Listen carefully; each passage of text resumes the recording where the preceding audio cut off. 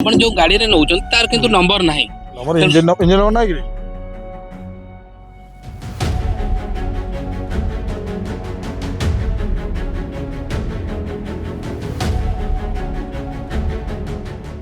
ଜଙ୍ଗଲ ଦସ୍ୟୁଙ୍କ ଦ୍ୱାରା ଜଙ୍ଗଲରୁ ବହୁମୂଲ୍ୟ କାଠ କଟା ଯାଉଛି ଏବଂ ଯାହାର ମୂଲ୍ୟ ଲକ୍ଷାଧିକ ଟଙ୍କା ଏବଂ ସେ ଜଙ୍ଗଲରୁ କଟା ଯାଇ ନିକଟସ୍ଥ ଯେଉଁ ଗ୍ରାମ ରହିଛି ସେ ଗ୍ରାମ ମାନଙ୍କରେ ଛୋଟ ଛୋଟ ଜଙ୍ଗଲ ଭିତରେ ତାକୁ ମଧ୍ୟ ଲୁଚେଇ କରି ରଖାଯାଉଛି।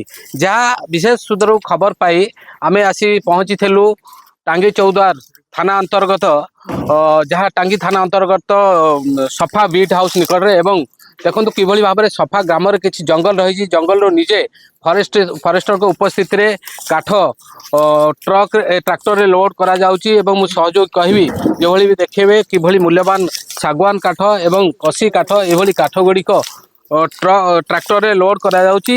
ସବୁଠୁ ବଡ଼ କଥା ହେଉଛି ଯେଉଁ ଟ୍ରାକ୍ଟରରେ ଲୋଡ୍ କରିକି ଯାଉଛି। ବର୍ତ୍ତମାନ ଆମେ କିଛି ସମୟ ପୂର୍ବରୁ ଫରେଷ୍ଟରଙ୍କୁ ଏ ବିଷୟରେ ପଚାରୁଥିଲୁ ଯେ ଏ ଯେଉଁ ଟ୍ରାକ୍ଟରଟି ଆସିଛି ଏ ଟ୍ରାକ୍ଟର ଭଡ଼ା ସୂତ୍ରରେ ଆସିଛି।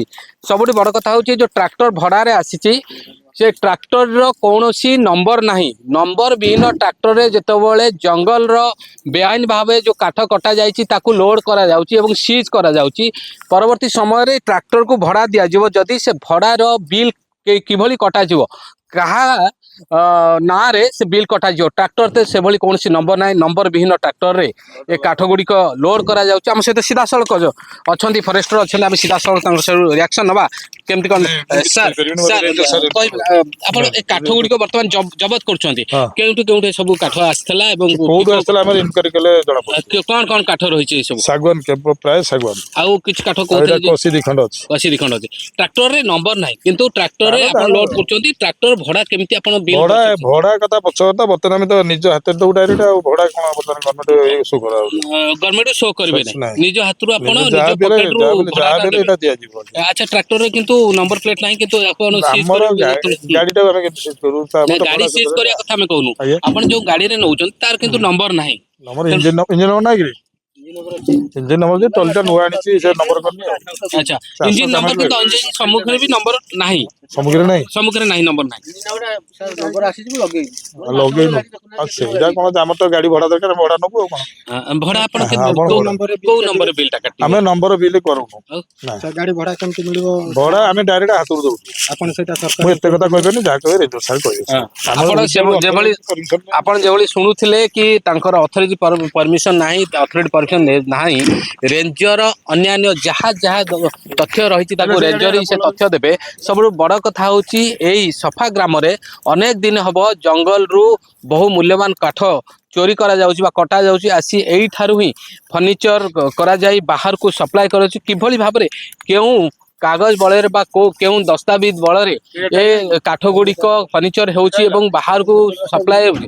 ଏ ଫରେଷ୍ଟର ସଫା ଫରେଷ୍ଟର କୁହନ୍ତୁ ବା ଡାଲିଯୋଡ଼ା ରେଞ୍ଜ ଯେଉଁ ରହିଛି ରେଞ୍ଜର କିଭଳି ଭାବରେ ଜାଣିପାରୁନାହାନ୍ତି। ଲୋକ ଯେତେବେଳେ ପରବର୍ତ୍ତୀ ସମୟରେ ସୂଚନା ଦେଉଛନ୍ତି, ସୂଚନା ପରେ ହିଁ ପହଞ୍ଚୁଛନ୍ତି ଏବଂ ଏଇ ବହୁମୂଲ୍ୟ ଯେଉଁ କାଠ ରହିଛି ତାହାକୁ ଜବତ କରୁଛନ୍ତି। ଜବତ କରି ନେବା ପରେ ଇଏ ପ୍ରତ୍ୟେକ ସମୟରେ ଏଭଳି ବହୁମୂଲ୍ୟ କାଠ ଯାଉଛି। ତଥାପି ଯେଉଁ ଜଙ୍ଗଲ ଦସ୍ୟୁମାନେ ରହିଛନ୍ତି ତଥାପି ସେମାନେ ଚେତୁ ନାହାନ୍ତି। ତାଙ୍କର ଇଜ୍ଜତ ପର୍ବ ସେଇଭଳି କାମ ପୁଣି କରୁଛନ୍ତି ଏବଂ ଏଇଭଳି ବହୁମୂଲ୍ୟ କାଠ ଜଙ୍ଗଲ ବିଭାଗ ତରଫରୁ ବନ ବିଭାଗ ତରଫରୁ ଏହା ଜବତ କରାଯାଉଛି। ଆକ୍ଚୁଆଲି ଆମ ପାଖକୁ ଆଜି ସକାଳୁ କମ୍ପ୍ଲେନ୍ ଆସିଥିଲା ଯେ କିଛି ଲୋକ ଗଛ କାଟିକି ଆଣିକି ଏଇ ଜାଗାରେ ରଖିଛନ୍ତି ବୋଲି ଗଛ ଧରୁଛନ୍ତି। ତାପରେ ଆମେ ଷ୍ଟାଫ୍ ମାନଙ୍କୁ ପଠେଇକି ପ୍ରିଲିମିନାରୀ ଇନକ୍ୱାରି କଲୁ। ତାପରେ ଇନକ୍ୱାରି କରିସାରିଲା ପରେ ଫାଷ୍ଟ ଯେଉଁ ଜାଗା ଯାଇଥିଲୁ ଗାଁ ଭିତରେ ଥିଲା, ଲୋକମାନେ ପାଟିତୁଣ୍ଡ କରୁଥିଲେ। ଆମେ ଟାଙ୍ଗୀ ଆଇଏସ୍ସିଙ୍କୁ ବି କହିଲୁ, ସେ ତାଙ୍କ ଷ୍ଟାଫ୍ ବି ପଠେଇଲେ। ତାପରେ ଟାଙ୍ଗୀ ପୋଲିସ ଥାନା ପ୍ଲସ୍ ଆମ ଷ୍ଟାଫ୍ ମିଳିତ ସହଯୋଗରେ ଆମେ ବର୍ତ୍ତମାନ 3ଟା ଜାଗାରୁ କାଠ ସିଜ୍ କରୁଛୁ। ଗାଁ ଭିତରୁ ଗୋଟେ କାଠ ଥିଲା, ବାକି ଏବେ ଗାଁ ବାହାରୁ ବୁଦା ଦେଖି 2ଟା କାଠ ଗଦା ସିଜ୍ କରିଛୁ। ଯାହାର ପାଖାପାଖି ଆମର କାଠ ପାଖାପାଖି 70-80 CFT କାଠ ହବ। ସାର୍ ଗାଁରେ କିଛି ଫର୍ଣ୍ଣିଚର ସ୍ମଲ୍ ଇଣ୍ଡଷ୍ଟ୍ରିଜ ଅଛି ଯାହାର କିଛି କାଗଜପତ୍ର ସଠିକ୍ ଅଛି ନା ନାହିଁ? ନାଇଁ, ଆମର ଗାଁ ଲୋକଙ୍କ କମ୍ପ୍ଲେନ୍ ଦେହରେ ଆମେ ତା ଇଣ୍ଡଷ୍ଟ୍ରି ପାଖକୁ ଯାଇଥିଲୁ। ଇଣ୍ଡଷ୍ଟ୍ରି ଗୋଟେ ସେ ଫର୍ଣ୍ଣିଚର ଦୋକାନ କରିଛି, କିନ୍ତୁ ସେ ତାର ସବୁ ଜିନିଷ ଆମେ ଦେଖିଲୁ, ସେ ତାର ସବୁ ଭ୍ୟାଲିଡ କାଗଜପତ୍ର ଦେଖେଇ ପାଇଲା। ତେଣୁ ଗାଁ ଲୋକଙ୍କର ସମ୍ମାନ ଯେହେତୁ କହିଲେ, ଗାଁ ଲୋକ ଅଭିଯୋଗ କଲେ, ଆମେ ଦେଖୁ କିନ୍ତୁ ତା ପାଖରେ କୌଣସି ପ୍ରକାର ଆମେ ଇଲିଗାଲ କାଠ ପାଇଲୁ ଏ ନାହିଁ। ଯୋଉ କାଠ ଗୁଡିକ ସିଜ୍ ବର୍ତ୍ତମାନ କରୁଛନ୍ତି ଇଏ କିଏ ରଖିଥିଲା କଣ କୋଉ କାହାନାରେ ବର୍ତ୍ତମାନ ତ ସେ ଜାଗାରେ ବର୍ତ୍ତମାନ କୌଣସି ପ୍ରକାର ଆମର KYFL ବି ଦେଖଉନି କୌଣସି ଜାଗା କାହାର ଆସୁଛି। ଏଇଟା ବୁଦା ଏରିଆ ଗୋଟେ ସବୁ ଦେଖଉଛି। ତ ଏଇଟା କଣ ଜମି ଅଛି ଆମେ ଆମର ରେଭିନ୍ୟୁ ବାଲାଙ୍କୁ ଡାକିକି ଇଏ କରିକି ବ୍ୟକ୍ତି କେହି କୌଣସି ବ୍ୟକ୍ତି ଏଇ ଯୋଉ ଦିଟା ଜାଗା ଅଛି ଏଇଟା ସରକାରଙ୍କ ଜାଗାରେ ପକେଇ ଦେଇଛନ୍ତି। ବର୍ତ୍ତମାନ ତ ଖାଲି ଶାଗୁଆନ କାଠ ହିଁ ସବୁ ଶାଗୁଆନ କାଠର ଗୋଲେଇ ଜବତ କରାହେଇଛି। ସାର୍ ବାରମ୍ବାର ଏଭଳି ପାଖରେ ଜଙ୍ଗଲ ରହିଛି ଏବଂ ଜଙ୍ଗଲ ସରକାର ଜଙ୍ଗଲ ପାଇଁ କେତେ ବ୍ୟବସ୍ଥା କରୁଛନ୍ତି ଜୀବଜନ୍ତୁଙ୍କ ପାଇଁ, କିନ୍ତୁ ଏମାନେ ପାଖରେ ଯୋଉ ଗାଁ ଗୁଡିକ ରହିଛି ବହୁମୂଲ୍ୟ କାଠ କାଟିକି ଫର୍ଣ୍ଣିଚର କରିବା ଏବଂ ତାକୁ ପ୍ରପରଲି ୱାଚ୍ କରୁନାହାନ୍ତି କି ଜଙ୍ଗଲ ବିଭାଗରେ ଯୋଉ କର୍ମଚାରୀ ମାନେ ରହିଛନ୍ତି। ନାଇଁ ଆମର ୱାଚ୍ କରୁଛନ୍ତି। ଆକ୍ଚୁଆଲି ଏ ପାଖରେ ଆମର ଡିପାର୍ଟମେଣ୍ଟ ପରମିଶନ ନେଇକି ରେଙ୍ଗାଲି କ୍ୟାନେଲ କାମ କ୍ୟାନେଲ କାମ ଚାଲିଛି। ତ ସେ ରେଙ୍ଗାଲି କ୍ୟାନେଲ ରେ ବି ତାଙ୍କୁ ପରମିଶନ ଦେଇ ତାଙ୍କୁ ଗଛ ପରମିଶନ ଦେଇ ତାଙ୍କୁ ଗଛ କଟା ପରମିଶନ ଦିଏ। କିନ୍ତୁ ଏମାନେ ସେ ବି କ୍ୟାନେଲ ବାହାନାରେ ରାତି ଅଧରେ ଯାଇ ଜଙ୍ଗଲର ଗଛ କାଟି ଦେଇଛନ୍ତି। ଯାଦ୍ୱାରା କିଛି ହାତୀ ଫାତୀ ଗାଁକୁ ବି ପଳେଇ ଆସୁଛନ୍ତି। ଆନୁମାନିକ ମୂଲ୍ୟ ତ ସେମିତି କିଛି ଯେପର୍ଯ୍ୟନ୍ତ ତାର ମାନେ ଟୋଟାଲ ନହେଲେ ତାକୁ କହିହେବନି, କାରଣ ସବୁ ଗୋଲେଇ ପାଇଁ ଅଲଗା ଅଲଗା ହେଇପାରିବ।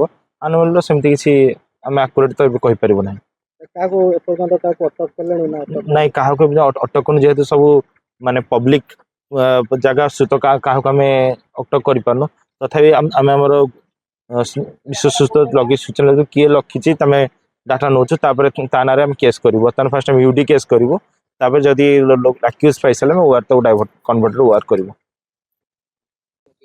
କଟକ ଟାଙ୍ଗୀ ସଭା ବିଟ୍ ହାଉସ୍ ନିକଟରୁ ରୁଦ୍ରାଶନାଥଙ୍କ ରିପୋର୍ଟ, ରିପୋର୍ଟର୍ସ ପେ।